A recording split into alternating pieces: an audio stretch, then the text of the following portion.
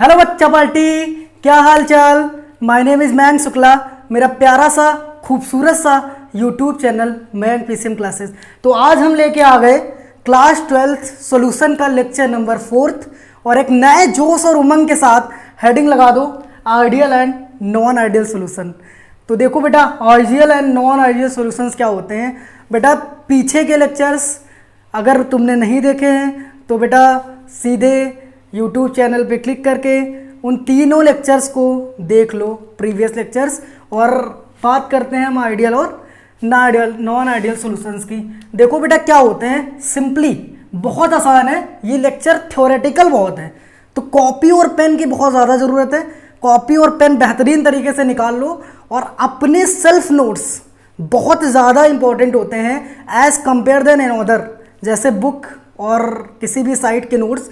तो बेटा सबसे पहले अपने हैंड रिटन नोट्स के लिए कॉपी और पेन पे हेडिंग लगा दो ideal and non ideal solutions.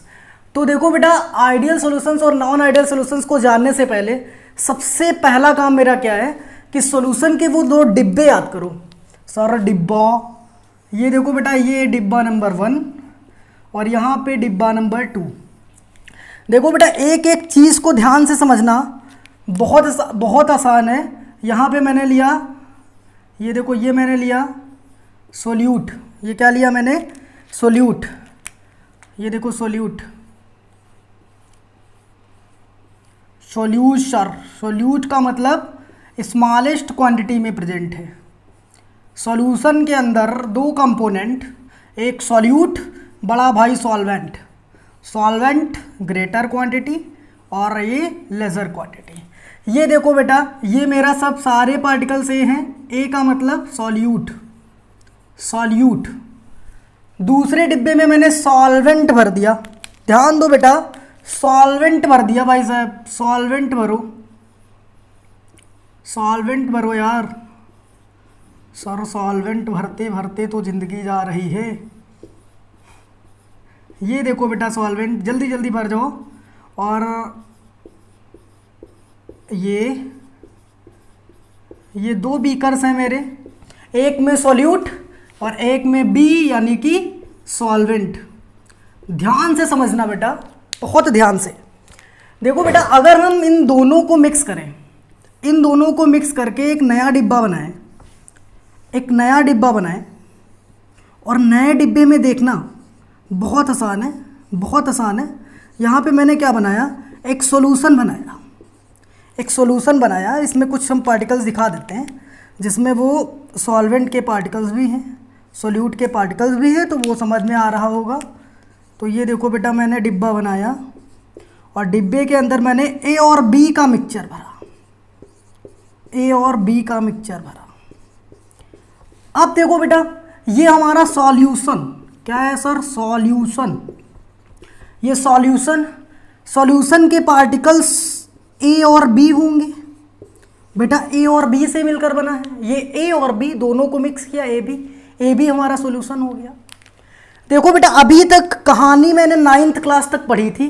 9th class तक कहानी क्या पढ़ी कि अगर ये 10 मोल है, अगर ये 10 मोल है और अगर ये सॉल्वेंट है तो सॉल्वेंट को मैंने 20 मोल ले लिया। कितना भाई? अरे कसम थोड़ी ना खाई है, 10 और 20 जो भी माना है वो लेट कर लो। तो 10 और 20 दोनों को मैंने मिलाया तो कितना होना चाहिए था? 10 + 20 बराबर 30 मोल। 30 मोल सॉल्यूशन मिलना चाहिए था, बट ऐसा नहीं हुआ। अगर हम या फिर हम यहाँ पे 10 ml बनाए तो 20 ml मिलना चाहिए था, बट यहाँ पे कोई मैथ नहीं लगानी, यहाँ पे केमिस्ट्री लगानी है। और ऐसा देखा गया, ऐसा ऑब्जर्व किया गया, एक्सपेरिमेंटली ऐसा देखा गया कि यहाँ पे 10 और 20 का सम 30 नहीं आया। ये तो बहुत शॉकिंग इवेंट है सर, कैसे समझेंगे फिर इसको? तो यही पढ़ने के लिए हम इस लेक्चर में आए हैं और non ideal and non ideal solution की बात करेंगे। तो ध्यान दो बेटा, अब यहाँ पे आइडियल सॉल्यूशंस क्या होते हैं, आइडियल सॉल्यूशंस क्या होते हैं बेटा? तो ये हम हटा रहे हैं। सबको समझ में आया? सबको समझ में आया? बिल्कुल हटा दें, बिल्कुल हटा दें। यहाँ पे थोड़ा सा मैं लिख के दे रहा हूँ, डेल्टा V = 0। डेल्टा V = 0 का मतलब change in volume, change in volume, change in volume का मतलब ये है कि सोल्यूट और सॉल्वेंट, यानी volume of solute, volume of solute solutes plus volume of solvent vent is equal to volume of solution. But ऐसा नहीं हुआ। आगे की शर्तें हम देखते हैं, तो बेटा इसको रफ करें, रफ करें, हटाए, बिगाड़े। चलो ठीक, देखो बेटा, हंसते रहो, मुस्कुराते रहो, नए जोश और उमंग के साथ पढ़ते रहो, केमिस्ट्री को एंजॉय करते रहो बच्चों। तो ध्यान दो, अब हम क्या करेंगे, अब हम क्या करेंगे, अब हम पढ़ेंगे आइडियल सॉल्यूशन, आइडियल सॉल्यूशंस। तो आइडियल सॉल्यूशंस क्या होते हैं, आइडियल सॉल्यूशंस क्या होते हैं? देखो बेटा, आइडियल सॉल्यूशंस क्या होते हैं, बहुत आसान है। सबसे पहली बात कि पहला पॉइंट, पहला point, which obeys, obeys Raoult law, Raoult's law at all concentrations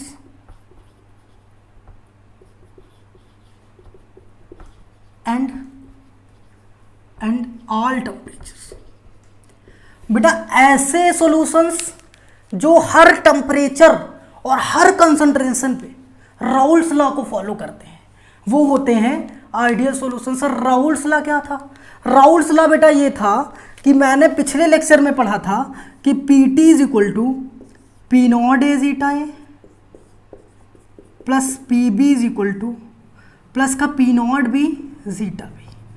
अगर हम इसको सेपरेटली लिखना चाहते तो Pa is equal to P not A zeta A और Pb is equal to P naught B zeta B.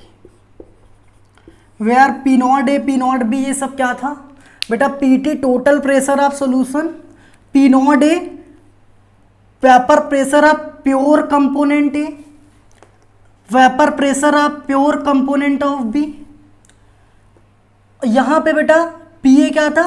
Pressure, partial pressure of component A in solution, partial pressure of component B in solution. ठीक है, तो जरा देखो बेटा, अब अच्छा देखो, यहां पे अगर हम बात करें तो ये बेटा, ये जो है Pa और ये है, ये दोनों बेटा, ये जो है ये है थ्योरेटिकल वैल्यू, थ्योरेटिकल वैल्यू,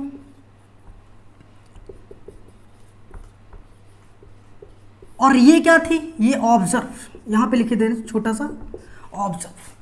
तो यहां पे बेटा ध्यान दो, Pt क्या थी? Pt क्या थी? Observe, P observe. और यहां पे बेटा ये क्या था?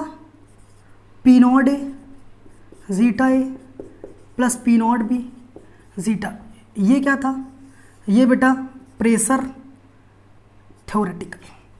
तो ये थ्योरेटिकल जो राउल्ट लाले, राउल्ट भाई साहब ने कैलकुलेट किया, और ये क्या था? ये ऑब्जर्व, जो एक्सपेरिमेंटल आया, जो एक्सपेरिमेंटल आया, एक्सपेरिमेंट से आया, एक्सपेरिमेंट। बेटा इसको मेजर किया गया मैनोमीटर से, मैनोमीटर से। बेटा वेपर प्रेशर, प्रेशर को बेटा दो कहानी होती हैं, दो मेजरमेंट करने के लिए दो डिवाइस यूज किए जाते हैं, एक तो मैनोमीटर, दूसरा बैरोमीटर। दोनों आपस में भाई भाई हैं, थोड़ी टर्म्स एंड कंडीशंस हैं, वो यहाँ पे नहीं पढ़नी। तो फिलहाल हमें याद रखना है कि मैनोमीटर गैस का प्रेशर को मेजर करता है। अब देखो बेटा, यहाँ पे इतना तो समझ में आया कि भाई थ्योरेटिकल बराबर होगा ऑब्जर्व, यानी जितना ऑब्जर्व किया गया, जितना मैनोमीटर से नापा गया, कैलकुलेट करने पे भी उस बीकर का प्रेशर उतना ही आया। यहां पर बेटा, यहां पे Pa is equal to P not A zeta है। भाई जितना हमने ऑब्जर्व किया उतना थ्योरेटिकल आया, जितना pressure, vapour pressure of Pb observe किया उतना थ्योरेटिकल आया। तो भी पहली कंडीशन, सेकेंड कंडीशन। बट ऐसा नहीं हुआ। कभी कभी क्या होता है बेटा, अक्सर यही होता है। ऐसा देखो, आजकल दुनिया में कोई भी आइडियल चीज़ नहीं होती, ना आइडियल स्टूडेंट, ना आइडियल टीचर, अरे सर टीचर, ना आइडियल टीचर, ना आइडियल न्यूमेरिकल और ना आइडियल ला। तो फिर आइडियल लिक्विड क्या होता था, पढ़ा था हमने। तो यहाँ पे देखो बेटा, ये चीज़ समझ में आई कि भाई थ्योरेटिकल यानी experimental is equal to theoretical. जितना हम मेज़र करेंगे उतना हम एक्सपेरिमेंटल वैल्यू जितनी मेरी आएगी उतनी हमारी थ्योरेटिकल वैल्यू आनी चाहिए थी। तो ये कहानी थी। सेकंड बेटा, सेकंड इन्होंने क्या कहा, इन्होंने कहा कि delta V mixing is equal to 0। ये क्या है बेटा, ये कह रहे हैं कि सॉल्यूशन का जो मिक्सिंग यानी सॉल्यूशन को सॉल्यूट और सॉल्वेंट को मिक्स करने के बाद जो चेंज इन वॉल्यूम आया वो भी 0 आया। इसका मतलब क्या है, जरा सोचो। एक छोटा सा कंटेनर मैंने ये लिया और छोटा सा कंटेनर ये लिया। यहाँ पे बेटा सॉल्यूट था, यहाँ सॉल्यूट था और यहाँ पे सॉल्वेंट था। क्या था बच्चों, सॉल्वेंट था सर, यही तो याद ही हुआ पूरे लेक्चर में। सॉल्यूट और सॉल्वेंट था। यहाँ अगर हम 5 ml और यहाँ हम 10 ml, तो टोटल हमारा सॉल्यूशन कितना मिलेगा बेटा, 15 ml। कितना मिलना चाहिए, 15 ml। इनका कहने का मतलब ये था कि ये सॉल्यूट सॉल्वेंट यानी volume of solute plus volume of solvent equal to volume of solution. इन्होंने कहा भाई साहब 10 और 5 कितना हुआ, 10 और 5 कितना हुआ, 15, और इधर भी कितना है 15। तो 15 माइनस 15 कितना हो गया, 0। यानी जितना पहले उतना सॉल्यूशन बनने के बाद। बट ऐसा भी नहीं होता। इसका रीज़न क्या था बच्चा, तो इसका रीज़न थोड़ा सा हम समझाते हैं। देखो बेटा ध्यान दो, इसका रीज़न इसका थर्ड पॉइंट, इसका रीज़न इसका थर्ड पॉइंट है। थर्ड पॉइंट से हम समझते हैं अभी और हमें ये क्लियर हो जाएगा।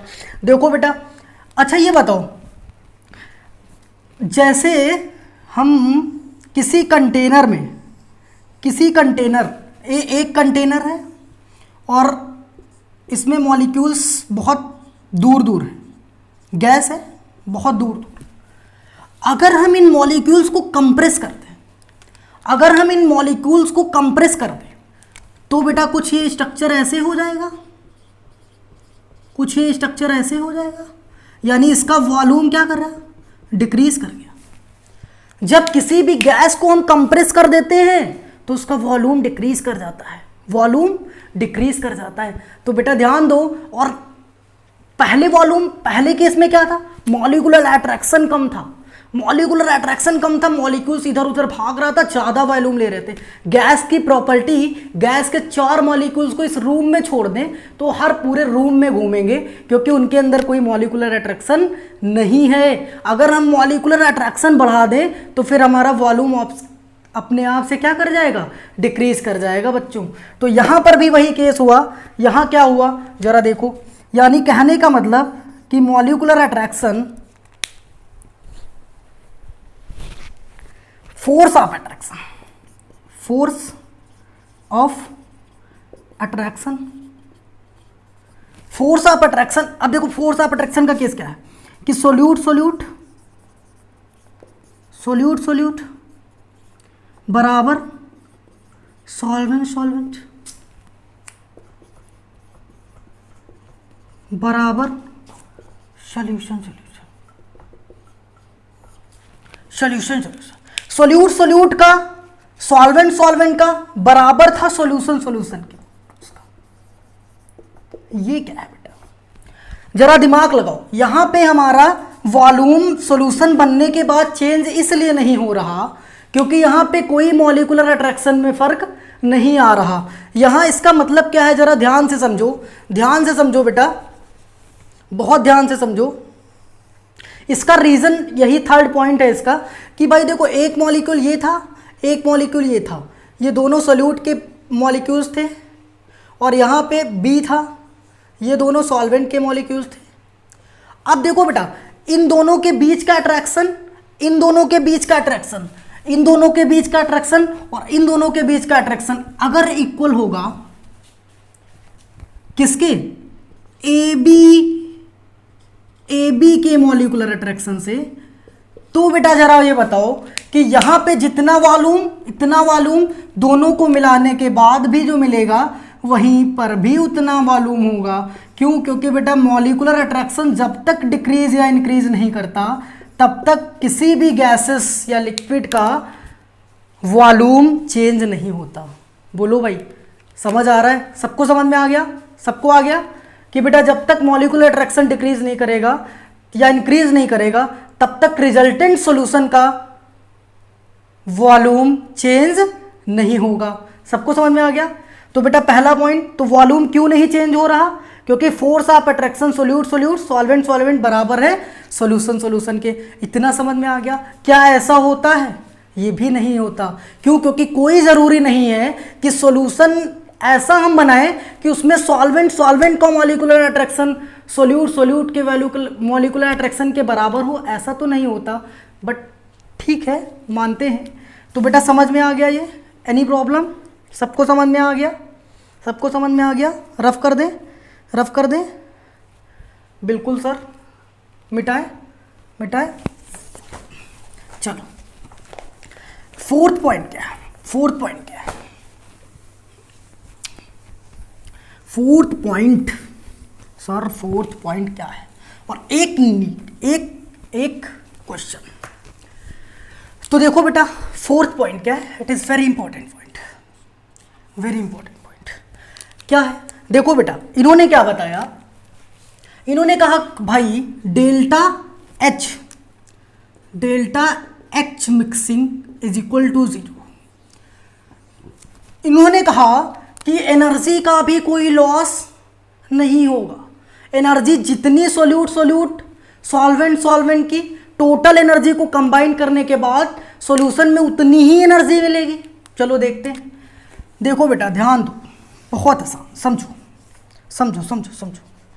देखो बेटा यहाँ मान लीजिए कि एक सोल्यूट था और ये सॉल्वेंट था और यहाँ पे मैंने सोल्यूट सॉल्वेंट बनाया, यानी ये सॉल्यूशन। अब जरा ये बताओ बेटा, इन्होंने कहा कि एक बीकर सोल्यूट का और एक बीकर सॉल्वेंट का और अगला बीकर सॉल्यूशन का, अगला बीकर सॉल्यूशन का। अब देखो बेटा ध्यान से समझो। इन्होंने कहा देखो बेटा एनर्जी कहाँ से आती? भाई देखो यहाँ पे ए और ए के, पी और बी के बीच में कोवैलेंट बॉन्ड, सी और ए और बी के बीच भी कोवैलेंट बॉन्ड। इन्होंने कहा जितनी एनर्जी इसको तोड़ने में लगेगी, जितनी एनर्जी इसको तोड़ने में लगेगी उतनी ही एनर्जी यहाँ पे बनने में लगेगी। यानी energy release, energy gain by the breaking of AA bond and BB bond। यानी जितनी एनर्जी गेन हो रही है, जितनी एनर्जी मुझे लग रही है ए और ए के बॉन्ड को तोड़ने में, बी और बी के बॉन्ड तोड़ने में, सेम एनर्जी लगेगी, energy in breaking of A B bond. बहुत आसान है बेटा। इन्होंने कहा कि जितनी एनर्जी इन दोनों को बॉन्ड को तोड़ने में लगेगी उतनी एनर्जी यहाँ पे ब्रेकिंग, यहाँ पे formation, energy in formation of. हाँ, इन्होंने बताया कि जितनी एनर्जी ए और बी को तोड़ने, मान लीजिए ए और ए को तोड़ने में 2 जूल लगी और यहाँ पर भी हमें 2 जूल लगी, तो यहाँ पे 2 और 2 को मिला के यहाँ पे 4 जूल एनर्जी बनाने में लग जाएगी। तो भाई 4 और 4 को माइनस करेंगे कितना आएगा? 0 आएगा ना। बोलो भाई, सबको समझ में आ गया? यानी इन्होंने बताया कि ए और ए, बी और बी दोनों के बॉन्ड को तोड़ने में जितनी एनर्जी लगेगी उतनी ही ए और बी के बॉन्ड बनाने में लगेगी। समझ आ रहा है बेटा? जब तक ए और बी के बी के बॉन्ड को क्लीवेज नहीं करेंगे तब तक क्या ए और बी के बॉन्ड बन पाएगा? नहीं बन पाएगा बेटा। समझ में आ रहा है सबको? सबको आ रहा है समझ में? बिल्कुल आ रहा है सर। तो delta H mixing is equal to 0। Next question क्या है? नेक्स्ट क्वेश्चन बहुत important, very important point. NEET में क्वेश्चन आ चुका है बट नॉन आइडियल पे आया हुआ है, तो हम अभी थोड़ी देर में बातें करेंगे। तो बेटा देखो यहाँ पे very important question, fifth point क्या है ये, इसको बेटा ध्यान से समझना, बहुत इंपॉर्टेंट। फिफ्थ पॉइंट है कि delta G gives free energy is less then 0।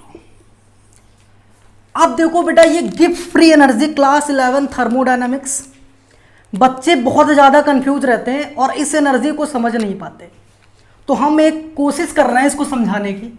देखो बेटा delta G is less then 0 हम बताएंगे, कोशिश करना समझने की, ध्यान से देखना।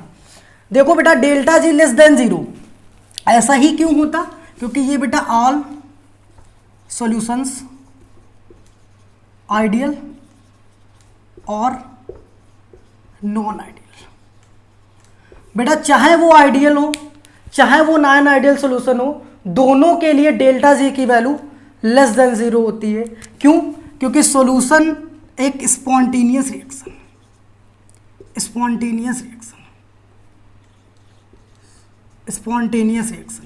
बेटा देखो स्पॉन्टेनियस का मतलब क्या होता है?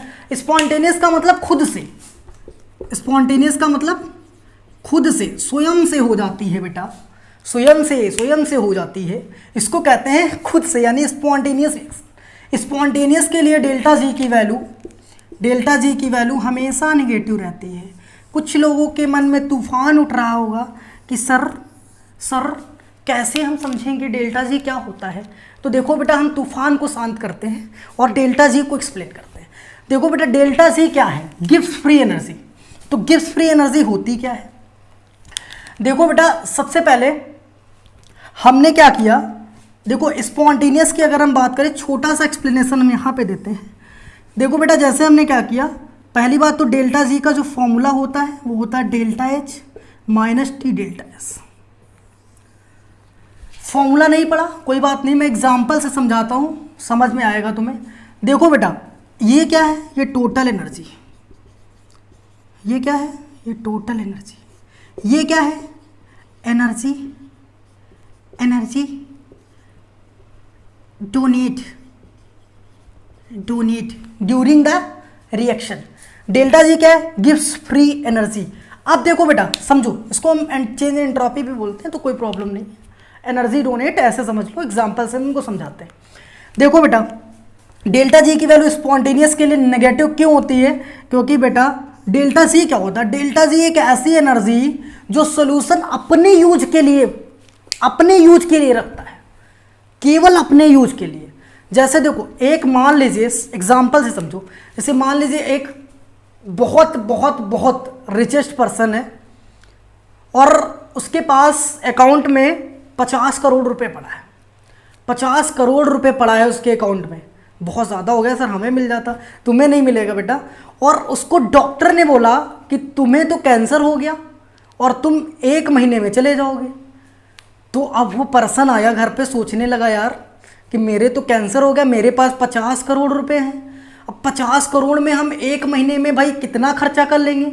1 महीने में 50 करोड़ से वो बुढ़ा पर्सन खाएगा पिएगा मौज करेगा। मान लीजिए 10 करोड़ रुपए उसने रख लिया, बाकी के 40 करोड़ रुपए इस समय कोरोना वायरस में दान कर दिया, तो बेटा उसके पास कितने बचे? उसके पास कितने टोटल रुपए थे?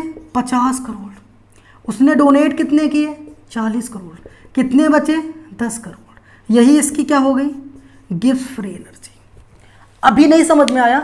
बेटा जितना वो अपने यूज के लिए रखता है, जितना कोई भी सिस्टम अपने यूज के लिए रखता है, स्वयं के यूज के लिए, वही उसकी एनर्जी क्या होती है? गिव्स फ्री एनर्जी होती है। अब मैं समझाता हूं कि स्पॉन्टेनियस के लिए इसकी वैल्यू नेगेटिव क्यों होती है। जरा देखो बेटा, अच्छा ये बताओ डेल्टा जी की वैल्यू, डेल्टा एच जो है वो हमारी टोटल एनर्जी, क्या सॉल्यूशन जब बनता है ए और बी को मिक्स करते हैं जब सॉल्यूशन बनता है तो क्या सॉल्यूशन में हमें कोई एनर्जी देनी पड़ती? नहीं, वो तो स्पॉन्टेनियस रिएक्शन है, अपने आप से प्रोसेस चालू, ए का बॉन्ड टूटा, बी का बॉन्ड टूटा, ए बी बन गया। तो वो एक स्पॉन्टेनियस रिएक्शन। तो क्या हमें उसमें एनर्जी देनी पड़ी? नहीं, उसके अंदर खुद से एनर्जी मौजूद थी। यस, बोलो, जिसने क्या किया, जिसने देखो डेल्टा एच की वैल्यू सॉल्यूशन के अंदर पहले से इतनी थी कि उसके अंदर वो यूज कर रहा है, एनर्जी डोनेट कर रहा है ए और बी के बॉन्ड को तोड़ने में। बेटा बहुत ध्यान से समझो, तब समझ में आएगा। डेल्टा एच की वैल्यू उसके पास खुद से थी और यहाँ पे डेल्टा जी की वैल्यू घटती जा रही का मतलब डिक्रीज कर रही। डिक्रीज कब करेगी यार? डिक्रीज तब करेगी जब डेल्टा एच की वैल्यू कांस्टेंट होगी और उसमें से हम डेल्टा टी डेल्टा एस निकालते जाएंगे, धीरे धीरे निकालते जाएंगे, तो डेल्टा जी अब क्या करेगी? डिक्रीज करती रहती है, यानी ये हमेशा नेगेटिव वैल्यू होती है। बोलो सबको समझ में आ गया? अगर हम थोड़ी सी बात करें, कोई ऐसा हम सिस्टम बनाने जा रहे हैं जिसमें रिएक्शन अपने आप से नहीं हो रही, हमें ज़बरदस्ती मिलाना है, तो ज़बरदस्ती मिलाना है यानी उसके पास जो टोटल एनर्जी है वो कम है। भाई total energy T delta S से कम है, तभी तो वो नहीं बना पा रहा सोल्यूशन। अब वो क्या करेगा? हमने उसको डेल्टा एच में वैल्यू दी, एनर्जी दी, तब वो एनर्जी में से गेन किया। तो इसको जब बढ़ाएंगे तो डेल्टा जी की वैल्यू क्या करेगी? बढ़ेगी। बेटा समझ आ रहा है? सबको आ रहा है? तो स्पॉन्टेनियस के लिए वैल्यू डेल्टा जी की निगेटिव होती है। हमें लग रहा है कि समझ में आ गया होगा। तो डेल्टा जी की वैल्यू हमेशा आइडियल हो या नॉन आइडियल हो, इसकी वैल्यू हमेशा क्या रहती है? 0 रहती है। तो एनी प्रॉब्लम? सबको समझ में आ गया होगा? सबको आ गया होगा? हटा दे इसको, रब कर दे 1 2 3, यस सर, रब कर दीजिए। समझ में आ रहा है बेटा? यस सर, समझ में आ रहा। तो आप देखो एक छोटा सा क्वेश्चन, और छोटा सा क्वेश्चन क्या है? छोटा सा क्वेश्चन है कि आया नीट में,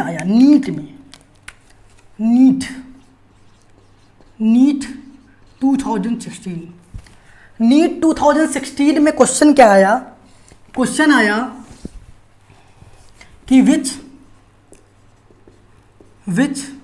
one of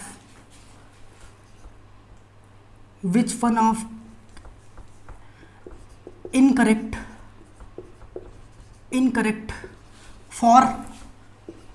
for an ideal solution. Option number one delta H mixing is equal to 0। Option number 2 delta V mixing is equal to 0। Option number 3 delta G is equal to 0। Option number 3 force of attraction between A is equal to A B. बोलो बच्चा, कौन सा option tick करके आएंगे? ये वाला कि ये वाला कि ये वाला कि ये वाला? दिस इज राइट आंसर, क्योंकि ये ऑप्शन मेरा इनकरेक्ट है, क्योंकि डेल्टा जी की वैल्यू हमेशा आइडियल हो या नॉन आइडियल हो, सबके लिए क्या होती है? 0 होती है सर। 0 नहीं, 0 से छोटी होती है, नेगेटिव होती है। समझ आ रहा है? बिल्कुल आ रहा है। चलो ठीक। तो अब आते हैं हम अपने अलग वाले कॉन्सेप्ट पे, नॉन आइडियल पे। तो नॉन आइडियल सॉल्यूशन क्या होते हैं? बेटा हटा दे इसको, हटा दे भाई। चलो ठीक, देखो बेटा एग्जाम्पल्स क्या है? एबीसी कहती है कि 100 centimetre cube of benzene and 100 centimetre cube of toluene mix to form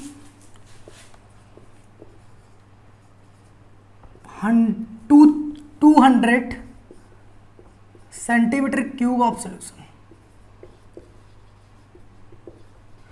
बेटा 100 सेंटीमीटर क्यूब अगर हम बेंजीन और 100 सेंटीमीटर क्यूब टॉलुइन को मिलाएंगे तो 200 सेंटीमीटर क्यूब का सॉल्यूशन बनेगा। यानी यहाँ पे 100 सेंटीमीटर क्यूब 100 सेंटीमीटर क्यूब बराबर हो गया 200 सेंटीमीटर क्यूब के। यानी डेल्टा वी की वैल्यू यहाँ पे क्या आ रही है, 0 आ रही है। तो इट इज़ अ सटीक example of ideal solutions. Example number 2, n pentane and n heptane, थोड़ा सा अंतर, एन हेक्सेन, थोड़ा सा अंतर बेटा, एक कार्बन का अंतर है। Second, third bromopentane and iodopentane. बहुत सारे एग्जांपल्स हैं। ब्रोमोबेंजीन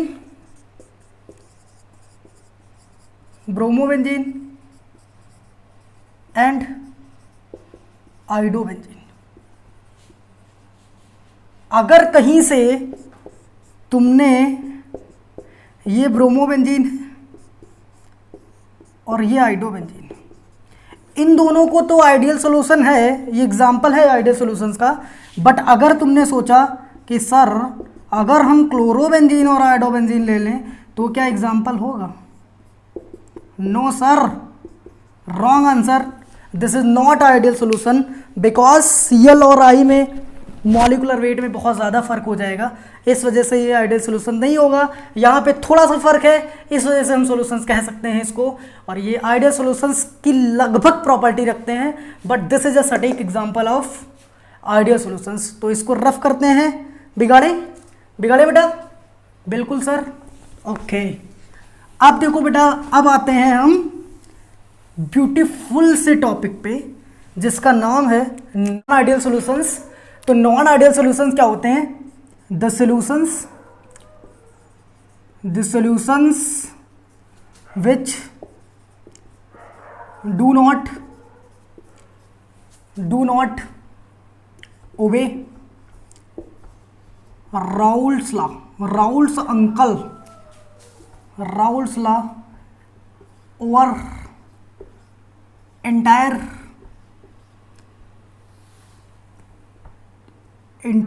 रेंज ऑफ, इधर लिख दे, एंटायर रेंज ऑफ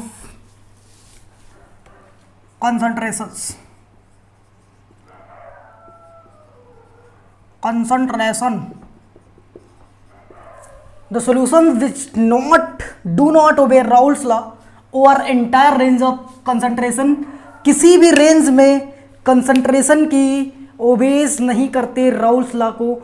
इसके पहले मैंने पढ़ा था राउल्ट्स लॉ, तो जो आइडियल सॉल्यूशन थे वो राउल्ट अंकल के लॉ पे पूरे तरीके से फॉरवर्डेड थे, उसी पाथ पे चल रहे थे।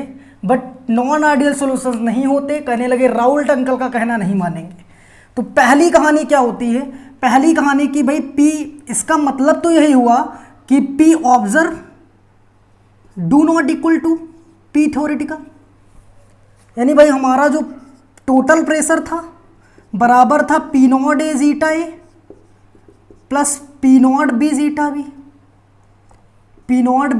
बी, बोलो भाई। बट यहाँ पे डू नॉट इक्वल टू, क्यों? क्योंकि यहाँ पे PT जो है वो या फिर ग्रेटर देन होगा और या फिर यहाँ पे लेस देन होगा, यानी ये टोटल प्रेशर। ठीक है, पहली प्रॉपर्टी। सेकेंड प्रॉपर्टी कि भाई delta mixer of heat is equal to 0 होती थी, बट इसमें डू नॉट इक्वल टू 0। बिल्कुल उनके अगेंस्ट जा रहे हैं भाई साहब ये। दूसरा, delta mixing of volume do not equal to 0। कुछ वॉल्यूम में चेंज आएगा सॉल्यूशन बनने के बाद, या कम होगा या घटेगा या बढ़ेगा। फोर्थ बच्चा कि force of attraction AA do not equal to BB do not equal to AB, यानी solute do not equal to solvent do not equal to solvent. Fifth property तो सेम थी कि डेल्टा Z की value 0 से छोटी होती है for ideal and non ideal both. समझ आ रहा है बच्चा? समझ आ रहा है? हटा दे इसको, हटा दे। क्यों हटा दे सर? अभी इसके टाइप भी पढ़ लेते हैं इसमें। तो ये दो टाइप का होता है बेटा, दो टाइप का होता है। एक तो होता है positive deviated non ideal solutions, और एक बेटा negative deviated non ideal solutions. बेटा एक चीज बताओ, पॉजिटिव का मतलब पॉजिटिव इंक्रीज करना, एनर्जी बढ़ रही। तो जरा यहां दिमाग लगाओ, पॉजिटिव में सारी चीजें पॉजिटिव और नेगेटिव में सारी चीजें नेगेटिव। समझ आ रहा है? अरे यार पॉजिटिव नेगेटिव तो फर्स्ट क्लास में पढ़ाया जाता, समझ आ रहा है? चलो ठीक है बच्चा, मिटा दे, बिगाड़ दे, मिटा दे। ओके चलो अब देखो बच्चा, अब आएगी असली कहानी, अब आएगी असली कहानी। तो पहला टाइप क्या है? Solutions, non ideal solutions, non ideal solutions, solutions सोर्स positive deviation in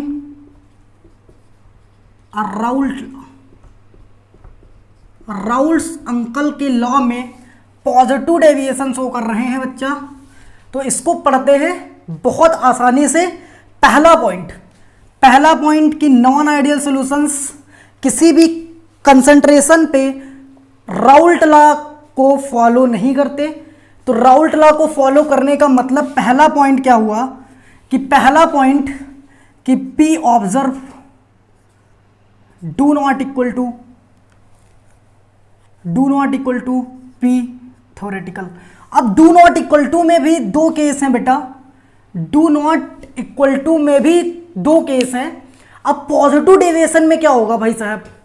positive deviation में सिंपल है कि यहां पे जो प्रेशर ऑफ सॉल्यूशन का pressure greater than the pressure of Raoult's law का प्रेशर कौन सा था? P not A zeta A plus P not B zeta. देखो नहीं फॉलो करना, ग्रेटर हो गया। दूसरी चीज बेटा यहां यानी इसका मतलब है कि P नॉट ए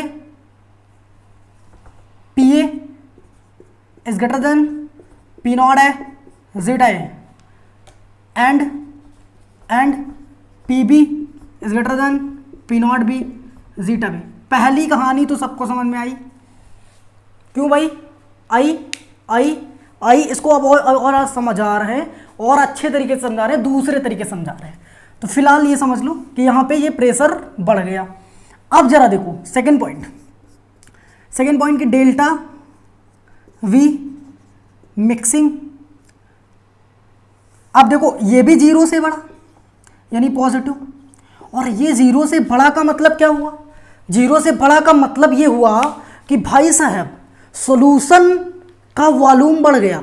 सॉल्यूशन का वॉल्यूम बढ़ा, इसका मतलब क्या हुआ? सॉल्यूशन का वॉल्यूम बढ़ने का मतलब हुआ कि molecular attraction of solute and solvent is weaker then the molecular attraction of solute and solvent molecules.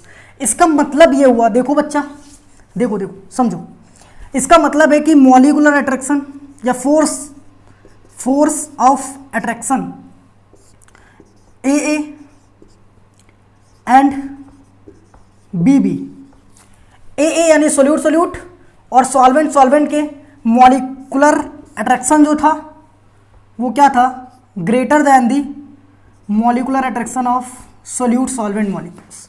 देखो बहुत ध्यान से समझो, यहां पे ये केस क्या है?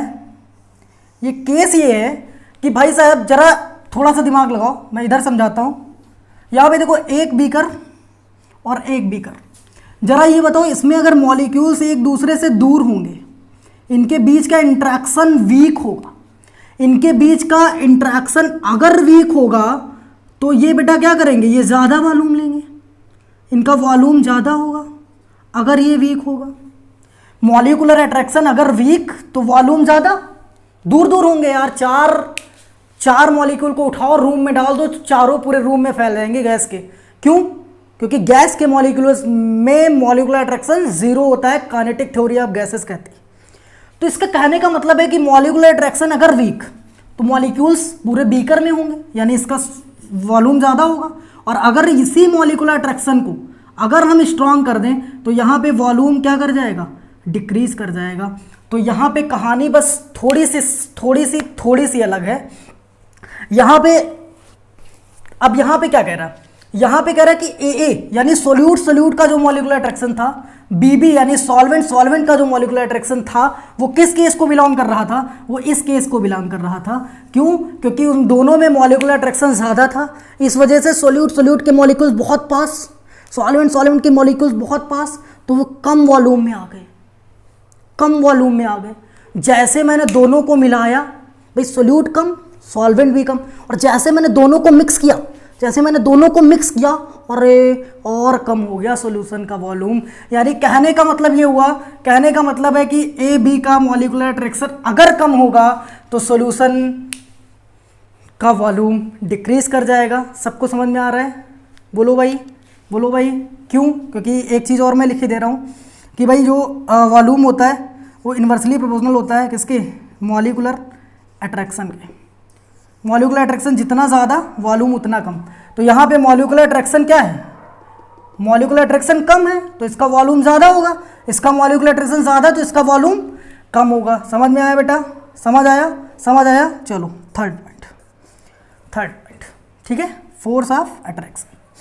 थर्ड पॉइंट क्या है कि delta mixing H is greater then 0। ये भी बेटा पॉजिटिव। अब ये भी पॉजिटिव सर, ये क्या हो गया? अब देखो इसका मतलब क्या है? इसका मतलब है कि भाई यहाँ पे हम लिखे दे रहे हैं भैया solute.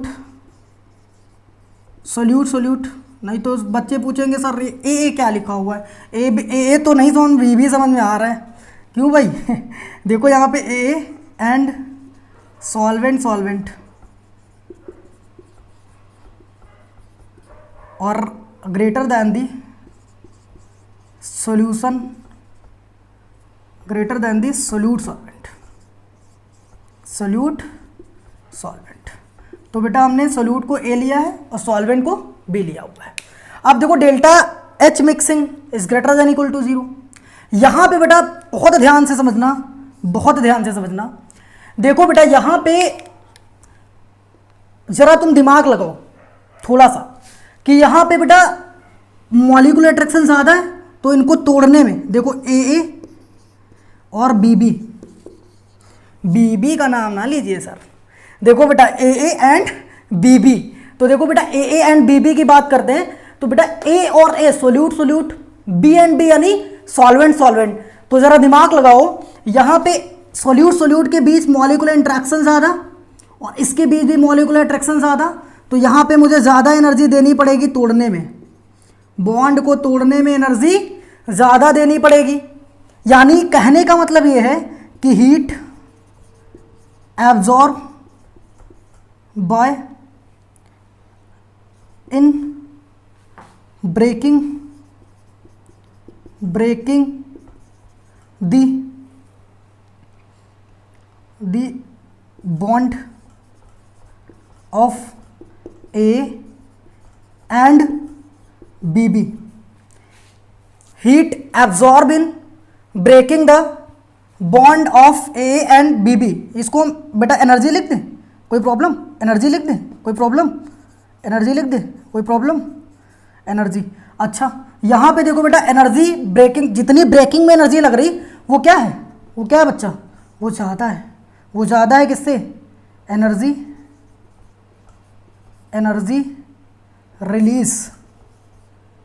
Energy release in formation of AB। अब देखो बेटा इस कहानी को समझो, यानी कहने का मतलब है कि एनर्जी रिलीज कम हो रही और लग ज़्यादा रही। तो लग ज़्यादा रही यानी इसका मतलब है कि ये कौन सा प्रोसेस होगा बच्चा? एंडोथर्मिक सर एनर्जी देनी पड़ेगी। एंडोथर्मिक प्रोसेस, एंडोथर्मिक प्रोसेस, बोलो भाई समझ में आ रहा है? बोलो आ रहा है? एंडोथर्मिक प्रोसेस समझ आ रहा है? एनी प्रॉब्लम, कोई दिक्कत? अच्छा जैसे एग्जांपल समझ लो, एग्जांपल समझ लो। जैसे मान लीजिए मैंने इसी में लिखे थे ना यहाँ पे, मान लीजिए मैंने क्या किया कि यहाँ पे ए और बी यानी solute and solvent, solute and solvent को मिक्स करने में, मिक्स का मतलब सोल्यूट और सॉल्वेंट के बॉन्ड को तोड़ने में मैंने टोटल एनर्जी वेस्ट की 60 जूल। कितनी बेटा? कितनी 60 जूल लगी। कितनी लगी टोटल? मार्कर तो गिरना ही था बेटा। 60 जूल एनर्जी लगी। और यहां पे सोल्यूट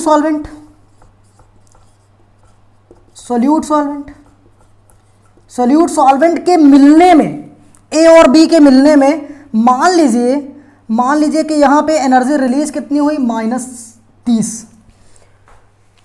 क्यों भाई?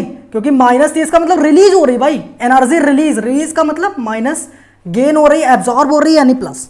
तो यहाँ पे प्लस का 60 और माइनस का 30, तो आंसर मेरा कितना आ गया? प्लस का 30। तो बताओ क्या पॉजिटिव होगी पॉजिटिव? समझ में आ रहा है बेटा? Any problem? अच्छा चलो ठीक है सर। अब देखो बेटा, अब जरा थोड़ी सी बात समझो मेरी। अब हमको याद करने का तरीका, सर याद कैसे होगा? याद करने का तरीका मैं बताता हूँ, बहुत आसानी से, बहुत आसानी से। देखो कैसे याद करना।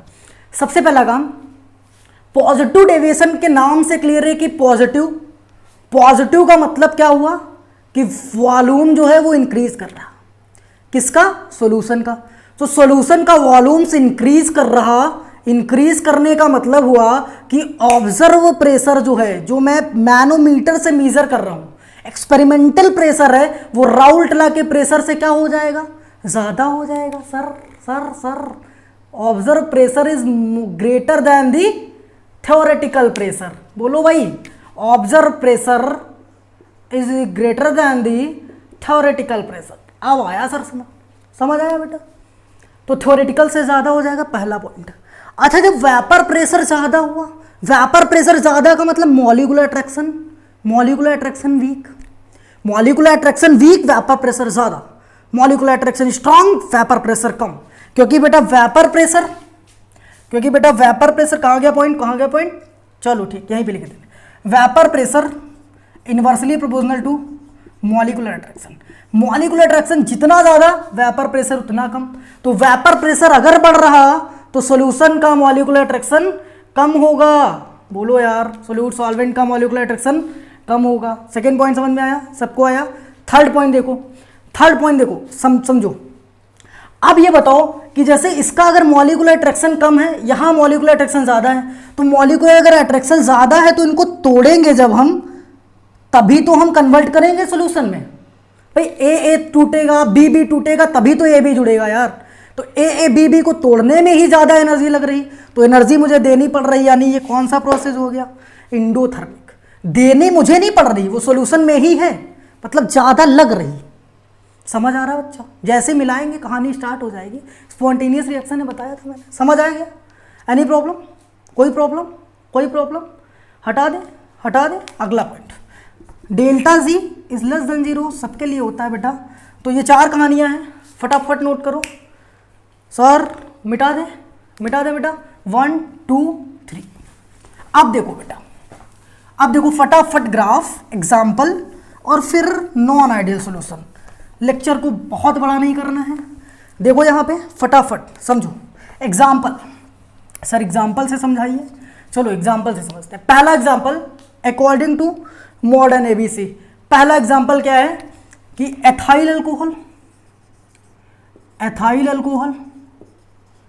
And cyclohexane, ethyl alcohol and cyclohexane. देखो बेटा, साइक्लोहेक्सेन क्या है? सर ये तो 11th में पढ़ा करते थे हम छोटे पे। ये साइक्लोहेक्सेन है बच्चा।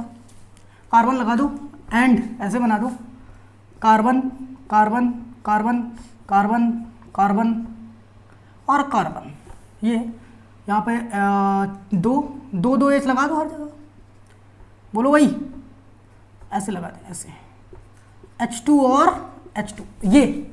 अच्छा साइक्लोहेक्सेन और एथाइल अल्कोहल क्या है? एथाइल अल्कोहल ये OH C2H5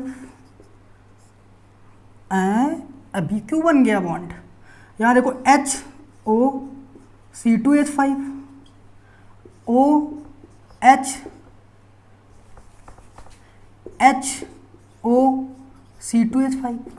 देखो बेटा यहाँ क्या होता है, जरा बहुत ध्यान से समझना। देखो ऑक्सीजन इलेक्ट्रोनिगेटिव, हैलोनिगेटिव एलिमेंट सर, इलेक्ट्रोनिगेटिव, बहुत बहुत बहुत ये बहुत ताकतवर, ये बेचारा गरीब, ये बेचारा पुअर, बहुत पुअर, बहुत गरीब बेचारा, तो ये इलेक्ट्रॉन खींचेगा इससे, इसका मनी ले लेगा, तो यहाँ माइनस आया, यहाँ पार्शियल पॉजिटिव, ऐसे यहाँ भी partial positive, partial negative, partial negative, partial positive.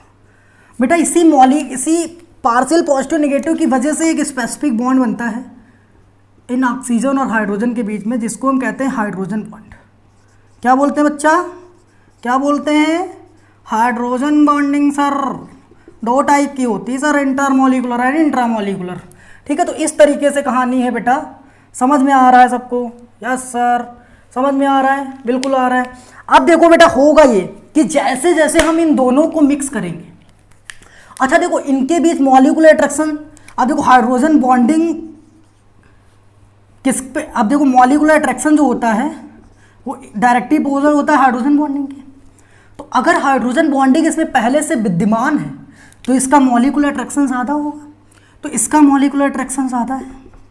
हमने क्या किया, हमने इन दोनों को जब मिलाया तो बेटा साइक्लोहेक्सेन के मॉलिक्यूल्स C2H5OH के बीच बनने वाले हाइड्रोजन बॉन्ड्स को ब्रेक कर देंगे, जिस वजह से हाइड्रोजन बॉन्ड जब ब्रेक होंगे तो मॉलिक्यूलर अट्रैक्शन बेटा क्या हो जाएगा, कम हो जाएगा। और जब मॉलिक्यूलर अट्रैक्शन कम होगा तो फिर मॉलिक्यूल्स क्या होने लगेंगे, वेपराइज होने लगेंगे बच्चा। वेपराइज होंगे तो वॉल्यूम अपने आप से इंक्रीज कर जाएगा सॉल्यूशन का। समझ आ रहा है? बोलो भाई। ऑन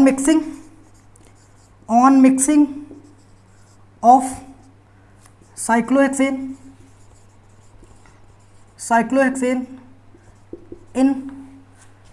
इन C2H5OH क्या होगा, हाइड्रोजन बॉन्ड, ऐसे लिख दें, ऐसे लिख दें, bonds of ethyl alcohol breaks. बोलो भाई। और अगर ब्रेक हुए तो फिर क्या होगा, तो फिर वेपर प्रेशर बढ़ जाएगा और इसके साथ में वॉल्यूम भी बढ़ जाएगा। समझ आ रहा है? बोलो आ रहा है भाई। यहाँ मॉलिक्यूलर अट्रैक्शन ज़्यादा था, ये बीच में आया, बॉन्ड तोड़ा, मॉलिक्यूलर अट्रैक्शन बढ़ा, कहानी खत्म हो गई। समझ आ रहा है? बिल्कुल आया। पहला एग्जाम्पल। सेकेंड एग्जाम्पल बेटा, सेकेंड एग्जाम्पल में एक चीज़ बता दे रहा हूँ, इसमें एक बहुत इंपॉर्टेंट चीज़ छुपी हुई है। एग्जाम्पल तो बहुत हैं बट मैं एक एग्जाम्पल बताता हूँ जो एग्ज़ाम में अक्सर आता है और बच्चे 110% गलती करके आते हैं। वो एग्जाम्पल है एथाइल अल्कोहल एंड वाटर। बेटा इसको गलती क्यों करके आते हैं, बच्चे सोचते क्या है मैं बताता हूँ। बहुत बच्चों का मैंने आंसर सुना कि एथाइल अल्कोहल का भी सर हाइड्रोजन बॉन्डिंग होती, इसमें भी हाइड्रोजन बॉन्डिंग होती, और दोनों को जब मिलाते हैं तो हाइड्रोजन बॉन्डिंग और ज़्यादा हो गई। भाई कुछ C2H5OH के मॉलिक्यूल बनाने लगे हाइड्रोजन बॉन्ड OH2O के साथ में, तो कहने लगे हाइड्रोजन बॉन्डिंग बढ़ गई, जिस वजह से मॉलिक्यूलर अट्रैक्शन बढ़ गया और इस वजह से वेपर प्रेशर कम हो गया, तो वो तो निगेटिव डेविएशन में जा रहा है। बट ऐसा नहीं है, मैं समझाता हूँ इन दोनों के स्ट्रक्चर्स के बारे में। तो पहले एथाइल अल्कोहल का स्ट्रक्चर यहाँ पे बना हुआ है बच्चा, बोलो बच्चा लोगों, समझ में आ रहा है सबको? मैं तीर से दिखाई दे रहा हूँ, दोबारा बनाने की जरूरत नहीं, टाइम नहीं वेस्ट करना। यहाँ पे मैं बनाता हूँ H2O का स्ट्रक्चर। H2O का स्ट्रक्चर बेटा होता है ओपन केज स्ट्रक्चर। अरे भैया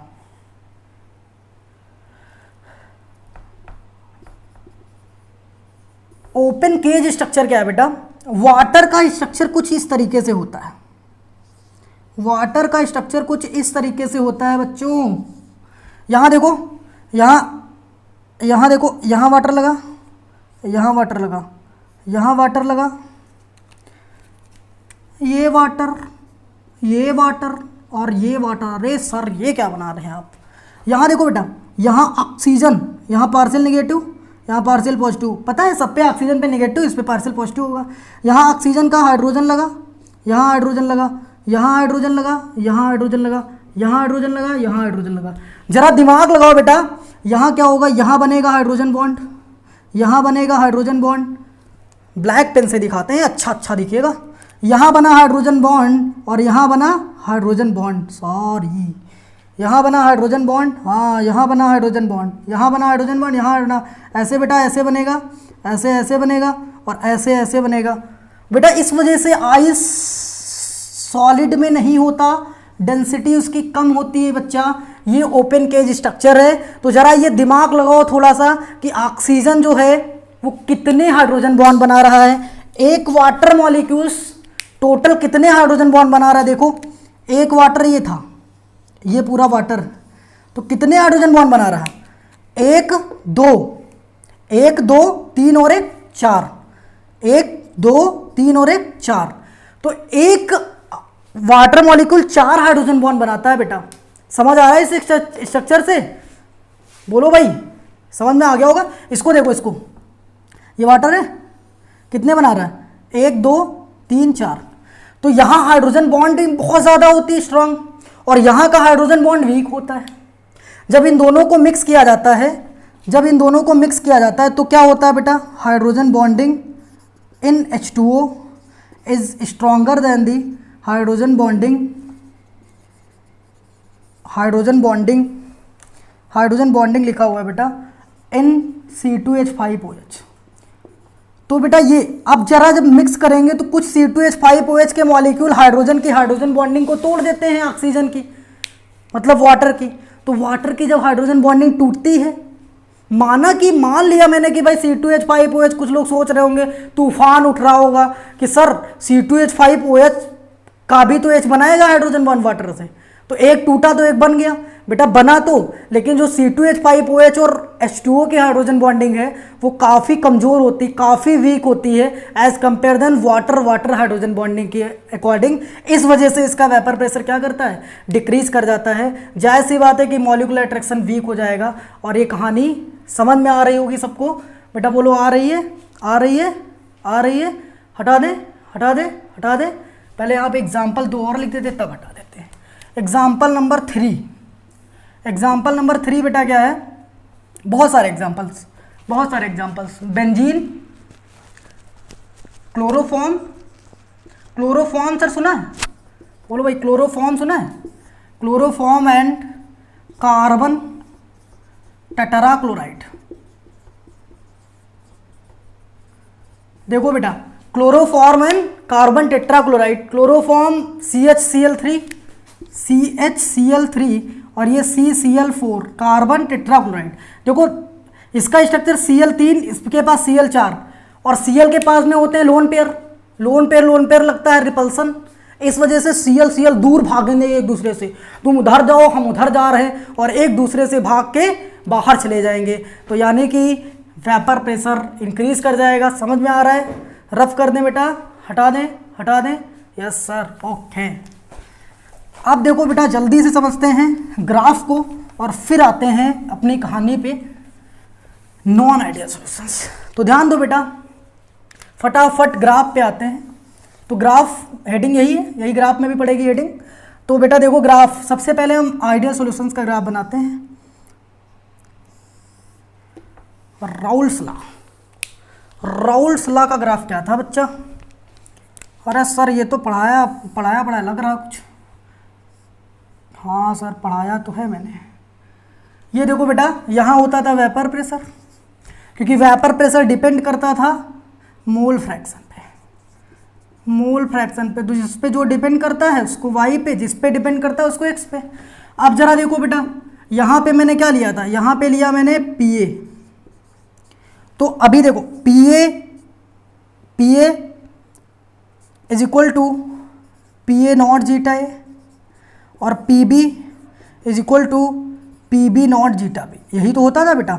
और zeta A plus zeta B equal to 1। इसको बेटा अलग लिख रहे हैं हम, ठीक है, इससे कोई यहाँ मतलब नहीं है, बस ग्राफ के लिए लिख रहे हैं। तो यहाँ देखो जीटा ए की वैल्यू अगर यहाँ 1 तो जीटा ए की वैल्यू 1, जीटा बी की वैल्यू 0, बोलो भाई। और जब जीटा ए की वैल्यू 1 तो पी ए की वैल्यू कितनी हो गई, पी बी नॉट। समझ में आ रहा है? पी ए की वैल्यू कितनी हो गई बेटा, जीटा ए की वैल्यू 1 तो पी ए की वैल्यू पी ए नॉट। ऐसे देखो यहाँ पे देखो, यहाँ जीटा बी 1 तो जीटा ए 0, जीटा बी 1 तो जीटा ए 0, बोलो भाई। और अगर जीटा बी 1 तो पी बी की वैल्यू बेटा, पी बी की वैल्यू बच्चा P B not. But P B not थोड़ा सा कम लिया था, मैंने बताया था पिछले लेक्चर में, जाके पढ़ो। तो यहाँ पे मैं एक ग्राफ बनाता हूँ जो कि मैं बता चुका हूँ पहले से।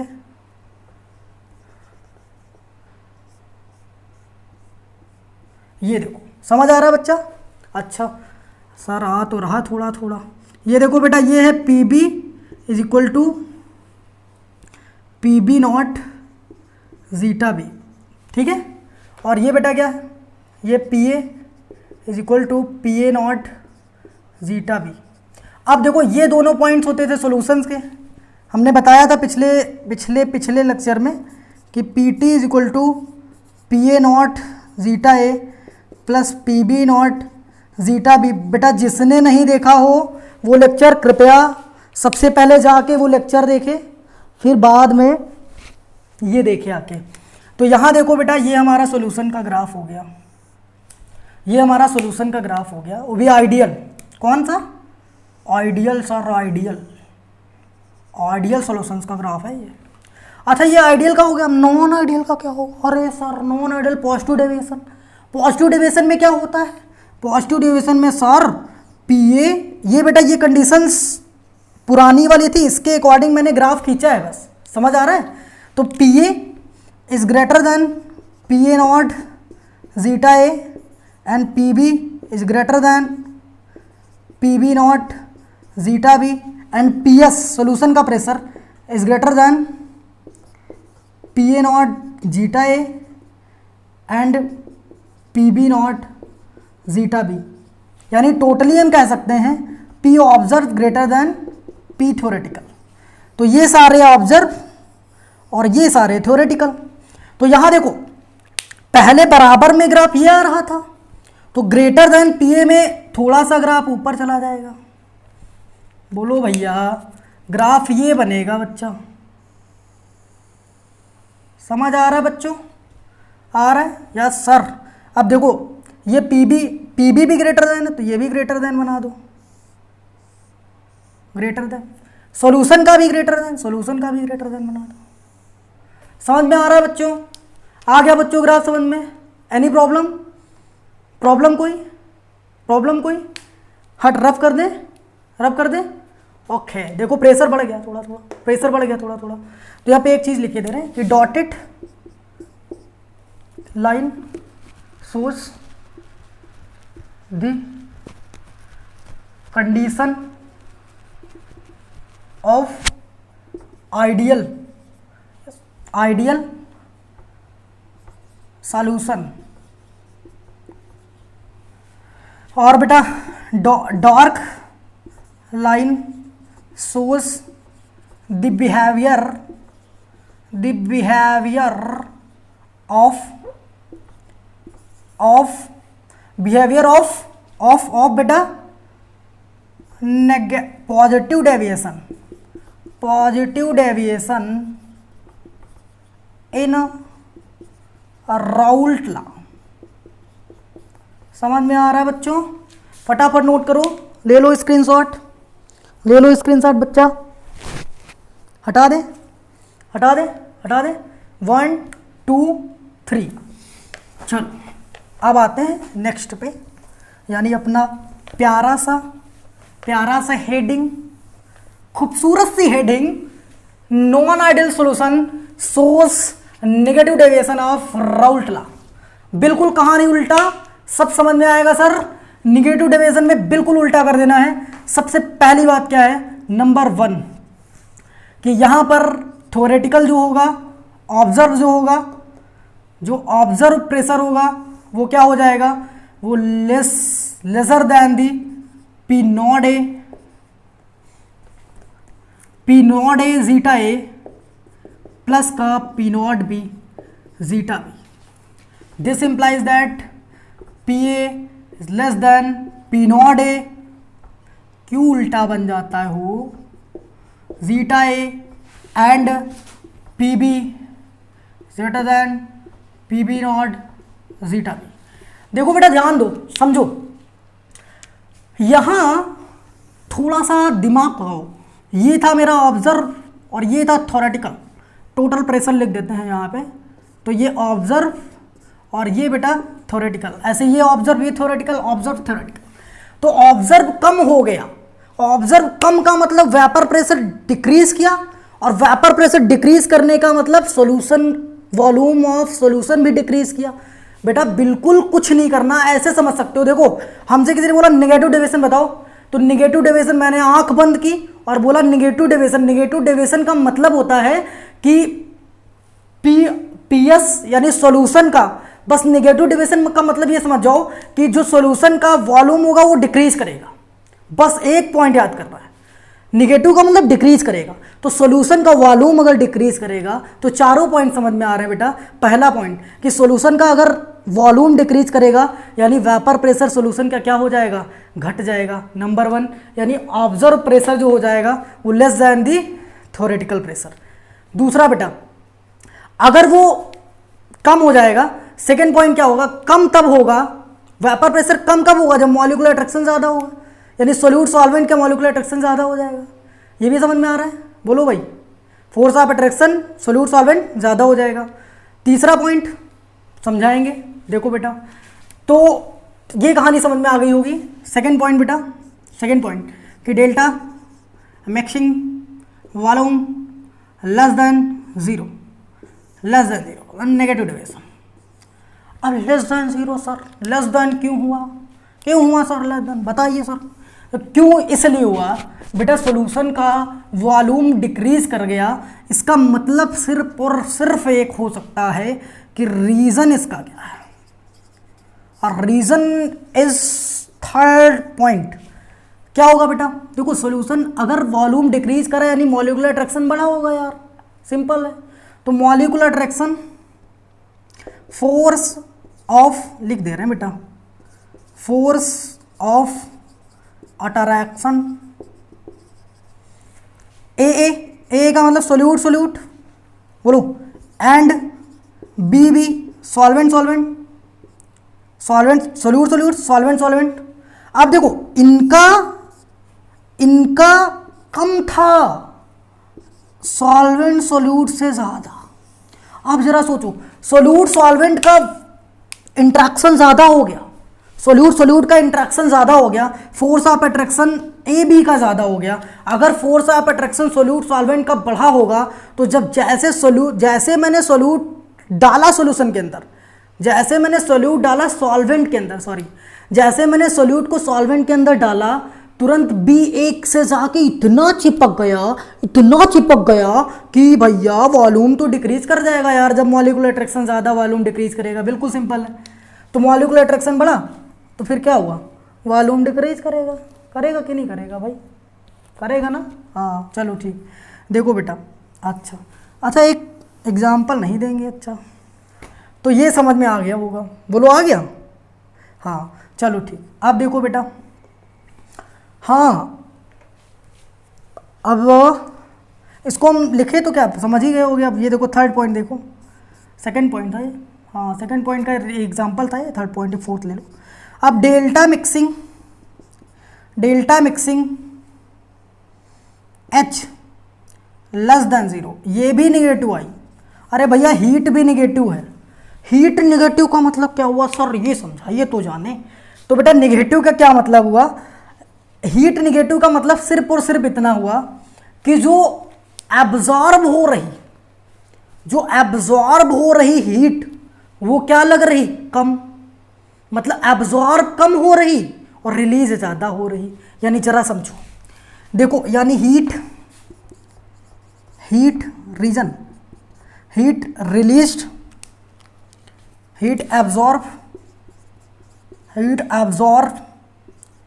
N breaking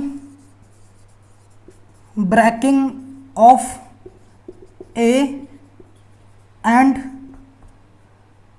Bibi bond.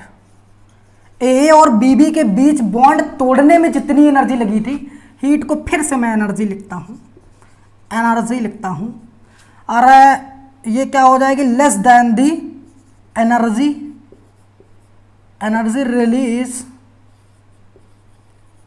Release in formation of A B. अब जरा देखो बेटा, इस पॉइंट को थोड़ा सा और हम समझाते हैं।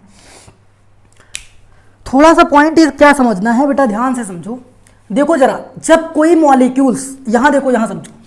जैसे मान लीजिए मैंने क्या किया, मैंने एक मॉलिक्यूल ये सॉल्यूट था और ये सॉल्वेंट था। अब सॉल्यूट सॉल्वेंट के बीच का, सॉल्यूट सॉल्वेंट अपने में बहुत खुश थे भाई, दोनों की एनर्जी ज़्यादा थी। अब मान लीजिए मैंने क्या किया, दोनों की एनर्जी ज़्यादा थी। तोड़ने के बाद ये पहले बॉन्ड में, पहले ये ए था और ये ए था और ये बी था और ये बी था। इसको मैंने एनर्जी दी और इसको मैंने एनर्जी दी, ये दोनों टूट गए। अब ये दोनों टूटने के बाद जब फ्री हुए, तो फ्री जब होता है, कोई मॉलिक्यूल फ्री होता है तो उसके पास एनर्जी क्या होती, एनर्जी ज़्यादा होती। तो इन दोनों के पास एनर्जी ज़्यादा हुई, बट ये जब कंबाइन हुए तो ए बी के इतना क्लोज आ गया कि वो ज़रूरत से ज़्यादा एनर्जी रिलीज करने लगे। भाई जितना मॉलिक्यूलर अट्रैक्शन ज़्यादा, वो उतनी ज़्यादा एनर्जी रिलीज करेगा। अरे यार मान लीजिए कोई एक मॉलिक्यूल है, सोचो जैसे तुम्हारा एग्जाम्पल, जैसे हम चले तो हमें क्या करा गया, अरे हम पे नहीं एग्जाम्पल ले रहे, दूसरा एग्जाम्पल है, मॉलिक्यूल्स पे ले रहे, अच्छा रहेगा। मॉलिक्यूल्स का एक मॉलिक्यूल फ्री था जिसके पास एनर्जी थी 10 जूल था। मैंने उसको धक्का मारा और मैंने कहा बेटा जाओ किसी भी सेल के फर्स्ट सेल के 7 सेल में जाओ। 7 सेल में गया तो उसने मान लीजिए 2 जूल एनर्जी रिलीज कर दी। तो पहले उसके पास थी 10 जूल, 2 जूल रिलीज कर दिया 8 जूल। और अगर फोर्स मारे उसको 5th सेल में ले जाए तो और एनर्जी रिलीज करेगा, और अंदर ले जाए और एनर्जी रिलीज करेगा। यानी जितनी ज़्यादा स्टेबिलिटी उसकी एनर्जी उतनी कम। तो यहाँ पे बेटा स्टेबिलिटी बढ़ रही ना, तो एनर्जी कम होगी, और एनर्जी कम का मतलब जितना मॉलिक्यूलर अट्रैक्शन होगा, यानी यहाँ पे लिखे दे रहे हैं एनर्जी रिलीज्ड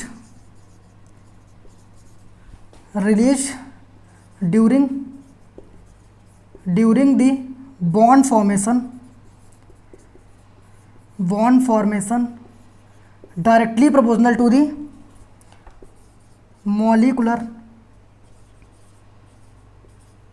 मॉलिक्यूलर अट्रैक्शन।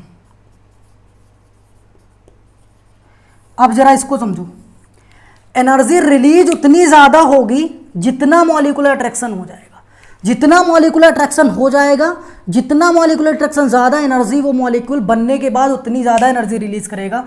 तो सबको समझ में आ गया होगा ये। इसका एग्जाम्पल मैं दे रहा हूँ। एग्जाम्पल मान लीजिए कि ए और बी, यहाँ देखो, मान लीजिए कि ए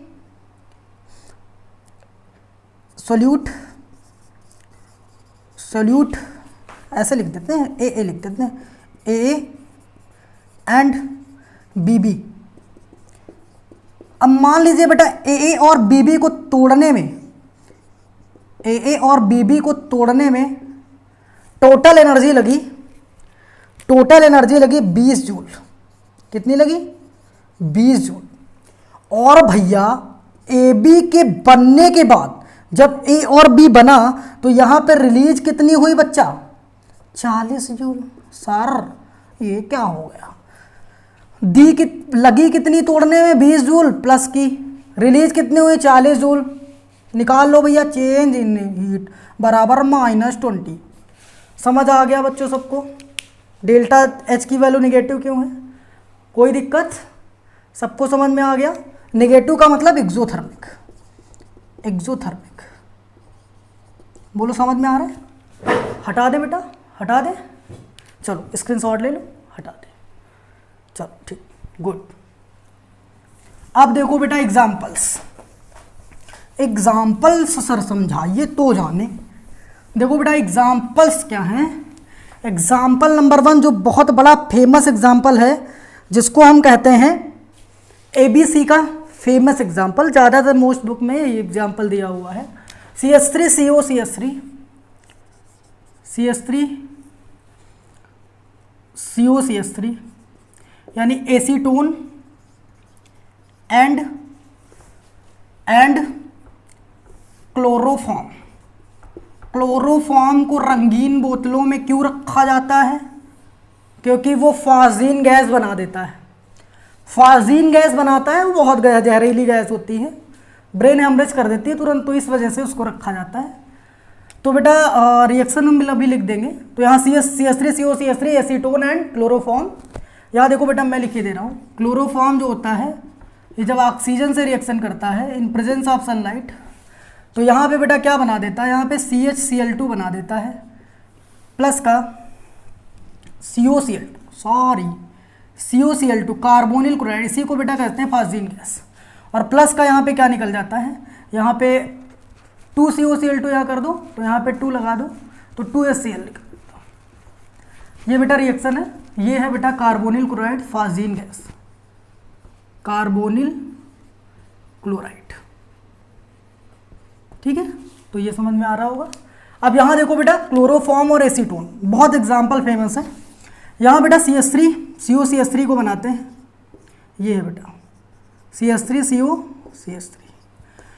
अच्छा CHCl3 जा सर बनाइए, CHCl3 बेटा, ये CHCl3।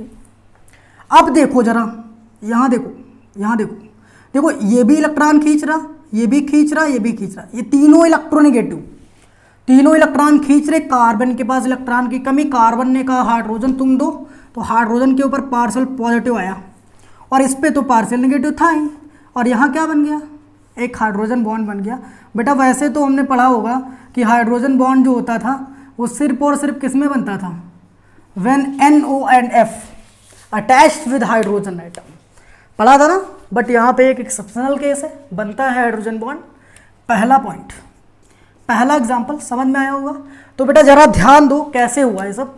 तो जरा ये देखो, पहले क्या था, CH3 CO CH3 जो था, अब यहाँ पे नेगेटिव डेविएशन मुझे दिखाना है। नेगेटिव डेविएशन का मतलब है कि जरा देखो, पहले CH3 CO3 CHCl3 इनका दोनों का जो है वेपर, भाई कोई हाइड्रोजन बॉन्डिंग नहीं कर रहा था आपस में, तो कोई हाइड्रोजन बॉन्डिंग कर नहीं रहा था। मॉलिक्यूलर अट्रैक्शन पहले इनका वीक था, पहले क्या था, of before molecular attraction weak था। बट जब दोनों कंबाइन हुए तो इनका मॉलिक्यूलर अट्रैक्शन बढ़ गया। क्यों बढ़ गया, क्यों बढ़ गया? क्योंकि molecular attraction is directly proportional to hydrogen bonding. तो molecular attraction is directly proportional to hydrogen bonding, तो हाइड्रोजन बॉन्डिंग ऑब्टेन्ड हुई, इस वजह से मॉलिक्यूलर अट्रैक्शन बढ़ गया। और मॉलिक्यूलर अट्रैक्शन जब बढ़ता है तो क्या होता है बेटा, vapour pressure inversely proportional to molecular attraction. Molecular attraction अगर बढ़ेगा तो वेपर प्रेशर घटेगा, और अगर वेपर प्रेशर ऑब्जर्व कम हो गया, इसका मतलब है कि वॉल्यूम भी क्या हो जाएगा, कम हो जाएगा, क्योंकि वेपर वॉल्यूम जो होता है वो वेपर प्रेशर पे डिपेंड कर रहा है। वेपर प्रेशर बढ़ा, वॉल्यूम घटा, वेपर प्रेशर नहीं सही है, सही है। वॉल्यूम वेपर प्रेशर घटा तो वॉल्यूम भी घटा। समझ आ रहा है बेटा? मॉलिक्यूल नीचे आने लगे, दब गए यार, वेपर प्रेशर कम, वॉल्यूम नीचे आ गया। मॉलिक्यूलर अट्रैक्शन चुक चुक चुक जा ही नहीं रहे, वेपर प्रेशर कम, एक दूसरे से चिपक गए तो नीचे जा रहा है, नीचे जा रहा है। आ गया समझ में? बोलो भाई, एनी प्रॉब्लम? सबको समझ में आ रहा है? सबको आ गया? अब देखो बेटा, हाँ next, chloroform and nitric acid, ये भी इंपॉर्टेंट है बेटा। Chloroform CHCl3, nitric acid HNO3। फिर वही कहानी कि हाइड्रोजन बॉन्डिंग फॉर्मेशन हो जाएगा, हाइड्रोजन बॉन्डिंग की वजह से मॉलिक्यूलर अट्रैक्शन बढ़ जाएगा बेटा। अगला वाटर एंड HNO3। फिर वही कहानी बेटा, water and HNO3, water HNO3 में हाइड्रोजन बॉन्डिंग होगी, हाइड्रोजन बॉन्डिंग से मॉलिक्यूलर अट्रैक्शन बढ़ जाएगा, मॉलिक्यूलर अट्रैक्शन बढ़ेगा, वेपर प्रेशर कम हो जाएगा। अगला एग्जांपल, डाईएथाइल ईथर एंड एसीटोन, ये भी एक एग्जाम्पल है। और यहाँ पे बेटा एक इम्पॉर्टेंट पॉइंट मैं लिखे दे रहा हूँ कि जितने भी स्ट्रॉन्ग एसिड होते हैं, स्ट्रॉन्ग एसिड प्लस वाटर का जो मिक्सचर होता है वो हमेशा नेगेटिव डेविएशन शो करता है। ये बात बहुत इंपॉर्टेंट है बेटा। तो सबको समझ में आ गई होगी बेटा। रब कर दें बच्चा, हटा दें। ओके, चलो ग्राफ देखते हैं फटाफट और लेक्चर को करते हैं ख़त्म। बड़ा सा लेक्चर ख़त्म हो रहा है। एजियोट्रॉपिक मिक्सचर नेक्स्ट लेक्चर में मिलते हैं, तब पढ़ाएंगे हम। और फिर क्वालिटेटिव प्रॉपर्टीज़ पढ़ाएंगे अच्छी सी। तो यहाँ देखो बेटा, ग्राफ में बेटा पहले आइडियल का ग्राफ बनाएंगे पहले हम। तो फिर से अब मुझे कुछ बनाने की ज़रूरत नहीं है। ग्राफ में समझ में आ गया होगा। जीटा ए की वैल्यू 1 तो जीटा बी की वैल्यू 0। यहाँ पी ए था तो यहाँ पे कहीं पी ए नॉट, और यहाँ पे बेटा जीटा बी की वैल्यू 1 तो जीटा ए की वैल्यू 0, तो इस यहाँ पे पी बी है तो यहाँ कहीं पी बी नॉट। ये हम लेके चले थे कि P A not is greater than P B not. कोई दिक्कत नहीं है बेटा, कहीं उल्टा बना होगा तो कोई प्रॉब्लम नहीं है, किसी को भी हम लेट कर सकते हैं ज़्यादा। यहाँ बेटा इस तरीके से हम ग्राफ बना रहे हैं, ब्लू पेन से बना देते हैं, ब्लू पेन से। तो यहाँ देखो ये बेटा सेंटर से जा रही है क्योंकि y equal to M X को फॉलो कर रही है। ये देखो y equal to M X जो अभी लिखा था पी ए बराबर पी नॉट ए जीटा है, उस वजह से, ठीक है। और यहाँ पे बेटा यहाँ पे हम ऐसे मिला दे रहे हैं, ठीक है, डॉटेड लाइन। ये तो हो गया आइडियल बिहेवियर। आइडियल बिहेवियर में ये क्या हो गया बेटा, ये हो गया P B P A is equal to P not A zeta A. और ये क्या हो गया बेटा, P B is equal to P naught B और जीटा बी। और ये क्या हो गया, total pressure of solution P S बराबर P not A zeta A plus P naught B और जीटा बी। समझ आ रहा है बच्चा।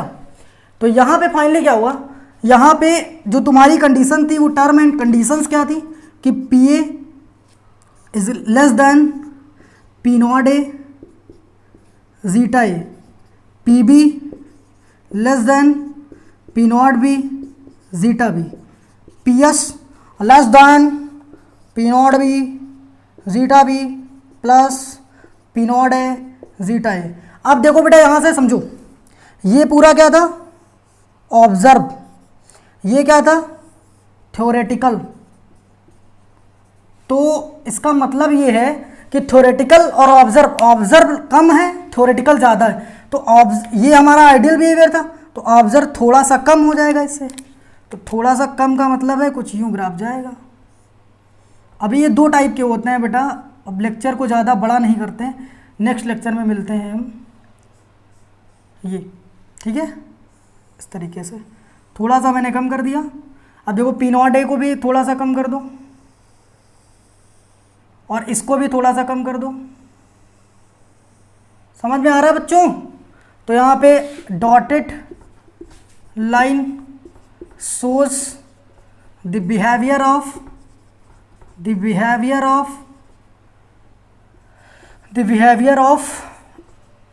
the ideal behavior।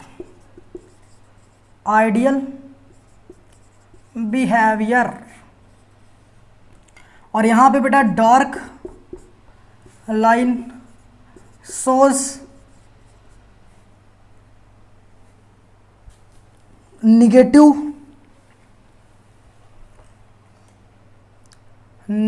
ideal solution, behavior of negative deviation। समझ आ रहा है बच्चों, आ गया होगा, बिल्कुल आ गया होगा। तो बेटा यहाँ पे होता है ख़त्म मेरा लेक्चर। आज के लेक्चर को करते हैं ख़त्म।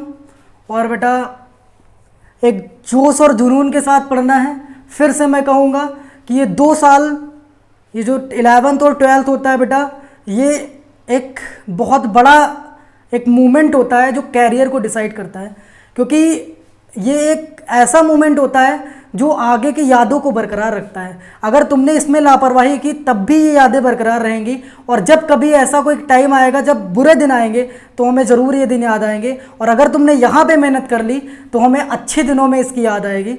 तो बेटा कोशिश करो कि बेहतर से बेहतर करो। ठीक है, चलते हैं, बाय।